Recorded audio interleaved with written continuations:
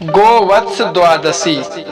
यह त्योहार कार्तिक कृष्ण पक्ष द्वादशी को आता है। इस दिन गायों और बछड़ों की सेवा की जाती है। इस दिन प्रातःकाल स्नान आदि करके गाय बछड़े का पूजन किया जाता है। फिर उनको गेहूं के बने पदार्थ खिलाए जाते हैं। इस दिन गाय के दूध का, गेहूं की बनी वस्तुएं और कटे फल नहीं खाना चाहिए। इसके बाद गोवत्स द्वादशी की कहानी अवश्य सुनना चाहिए। गोवत्स द्वादशी को नंदिनी व्रत के रूप में भी मनाया जाता है। नंदिनी हिंदू धर्म में दिव्य गाय है। इस दिन गाय के बछड़े की पूजा करने का विधान है। पूजा करने के बाद उन्हें गेहूं से बना भोजन खाने को जरूर दिया जाता है। इस दिन गाय के दूध और गेहूं से बने उत्पादों का प्रयोग वर्जित है।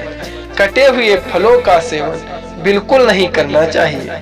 गोवत्स की कथा सुनकर ब्राह्मणों को फल जरूर देना चाहिए। गोवत्स द्वादशी की तिथि और इसका महत्व। गोवत्स द्वादशी तिथि व्रत। द्वादशी तिथि आरंभ 9 नवंबर 2023 प्रातः 10:40। द्वादशी तिथि समाप्त 10 नवंबर 2023 दोपहर 12:35। गोवत्स द्वादशी का महत्व। मान्यता है कि इस दिन पूजा पाठ करने से भगवान कृष्ण बेहद प्रसन्न होते हैं और संतान की हर संकट से रक्षा करते हैं। यही नहीं, निसंतान को संतान सुख का भी आशीर्वाद मिलता है। मान्यता है कि गाय में 84 लाख देवी देवताओं का वास होता है और जो लोग गोवत्स द्वादशी पर गायों की पूजा करते हैं उन्हें सभी 84 लाख देवी देवताओं का आशीष मिलता है। गाय के साथ इसलिए की जाती है बछड़े की पूजा, आप लोग जरूर जानें। पौराणिक मान्यता के अनुसार माता यशोदा ने भगवान श्री कृष्ण के जन्म के बाद इसी दिन गौ माता का दर्शन कर उनका पूजन किया था। तभी से द्वादशी के दिन गाय और बछड़े दोनों की पूजा करने की परंपरा शुरू है। ऐसे में इस दिन व्रत रख गाय बछड़े की पूजा करने से जीवन में खुशहाली बनी रहती है। मान्यता है कि जो लोग इस दिन गाय बछड़े की पूजा करते हैं उन्हें गौ के शरीर के रोयों के बराबर सालों तक गौलोक में वास करने का सौभाग्य जरूर प्राप्त होता है। इसके अलावा श्री कृष्ण की कृपा से निसंतान को संतान सुख और तरक्की का आशीर्वाद मिलता है। पूजा विधि। इस दिन सुबह स्नान आदि करने के बाद व्रत पूजा का संकल्प लें। इसके बाद गाय को उसके बछड़े सहित स्नान जरूर करवाएं। गाय और बछड़ों को नहलाने के बाद उन दोनों को नया वस्त्र ओढ़ाएं, फूलों की माला पहनाएं। गाय और बछड़े के माथे पर चंदन का तिलक जरूर लगाएं। मन ही मन कामधेनु का स्मरण करते रहें। बर्तन में चावल, तिल, जल, सुगंध मिलाकर नीचे लिखा मंत्र बोलते हुए गाय के पैर धोएं। क्षीरोदार्णव संभूते सुरासुर नमस्कृते सर्वदेवमये मात ग्रहणार्थ नमो नमः। इसके बाद गाय के पैरों में लगी मिट्टी से अपने माथे पर तिलक लगाएं। इसके बाद गौ माता की आरती करें और बच बारस की कथा सुने।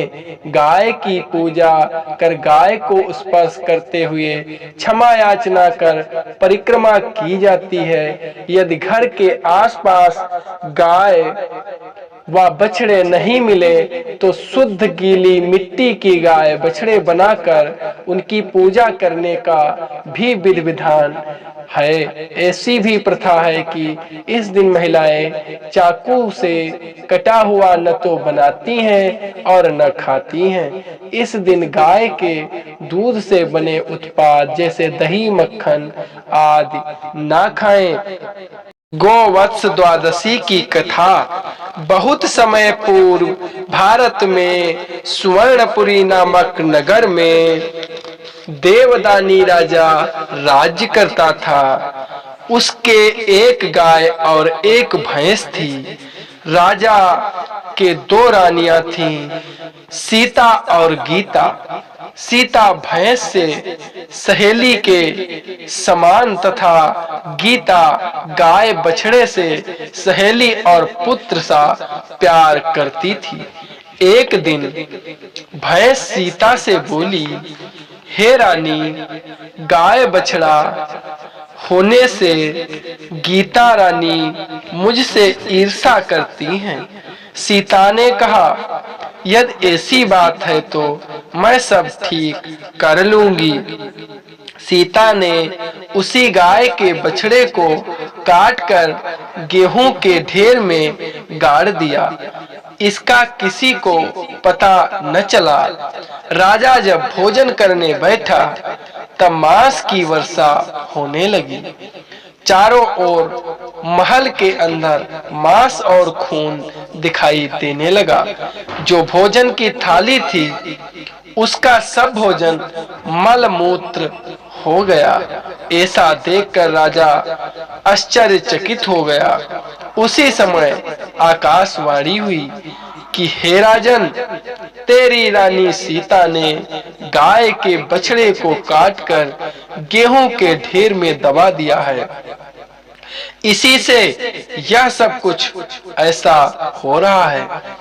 कल गोवत्स द्वादशी है, इसीलिए भैंस को राज्य से बाहर करके गाय और बछड़े की पूजा करो। दूध तथा कटे फल नहीं खाना, इससे तुम्हारे तप से बछड़ा भी जिंदा हो जाएगा। सायंकाल जब गाय आई तब राजा पूजा करने लगा। जैसे ही मन में बछड़े को याद किया, वैसे ही बछड़ा गेहूं के ढेर से निकलकर पास आ गया। यह देखकर राजा अति प्रसन्न हो गया। उसी समय अपने राज्य में आदेश कर दिया कि सभी लोग गौवत्स द्वादशी का व्रत करें। प्रेम से बोलो भगवान कृष्ण की जय, यशोदा नंदन की जय।